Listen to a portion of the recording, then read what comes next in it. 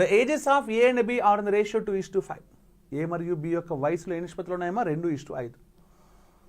8 years later, 8 సంవత్సరాల తర్వాత the ratio of their ages will be 22:43. వాళ్ళ వయసుల నిష్పత్తి ఉందమ్మా 22:43. Okay. Their present ages are, వారి ప్రస్తుత వయస్సులు ఎంత?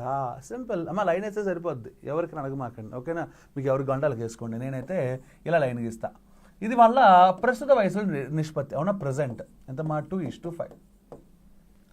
8 సంవత్సరాల తర్వాత నిష్పత్తి ఎంతమ్మా? 22:43, అంటే 8 years గ్యాప్. ఓకే, ఆ తర్వాత ఎంతమ్మా రేషియో? 22:43. ఓకే. సో ఇప్పుడు మనకి ఇలా చేసినప్పుడు ఫస్ట్ రూల్ ఏంటమ్మా? ఈ డిఫరెన్స్ ఆ డిఫరెన్స్ సేమ్ ఉండాలి, అవునా? 2కి 5కి డిఫరెన్స్ ఎంత? 3. 22కి 43కి డిఫరెన్స్ ఎంతమ్మా? 21. ఓ మై గుడ్నెస్, సేమ్ లేదు. క్రాస్ మల్టిప్లై చేయాలి, అదేగా మీకు తెలిసింది. నేను కొత్త పాయింట్ చెప్తాను, జాగ్రత్తగా గుర్తుపెట్టుకోండి. 3కి 21కి ఎల్సిఎం ఎంత? 21. 21 రావాలి, దీన్ని దేంతో మల్టిప్లై చేయాలి? 7. దీన్ని దేంతో మల్టిప్లై చేయాలి? 1. అలా చేస్తే సరిపోతుంది.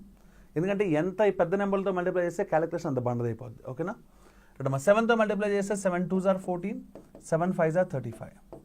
1తో మల్టిప్లై చేస్తే 22:43. ఇప్పుడు చూసుకోండి, కావాలంటే మీకు డిఫరెన్సెస్ సేమే ఉంటాయి.